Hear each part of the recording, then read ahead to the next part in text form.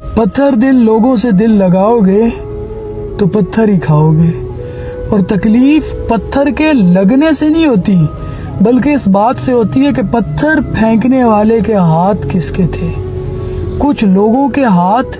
صرف زخم دینے کے لیے ہوتے، کچھ لوگ محبت کے قابل ہی نہیں ہوتے، ان کی آنکھوں پر مفادات کی پٹی بندھی ہوتی ہے، وہ صرف نفع اور نقصان کو ہی دیکھتے ہیں، ہر بات میں، ہر رشتے میں وہ صرف اپنے نفع اور نقصان کو دیکھتے ہیں۔ کسی کے لیے بھی آسان نہیں ہوتی، زندگی کو آسان بنایا جاتا ہے، کبھی خاموش ہو کر،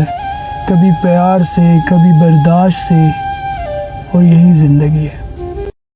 آپ کی سب سے بڑی ناکامی یہ ہے کہ آپ غلط شخص کو اپنا ہم سفر بنا بیٹھے، اور آپ کی اس سے بھی سب سے بڑی ناکامی یہ ہے کہ آپ غلط شخص کو اپنے سارے راز بتا بیٹھے۔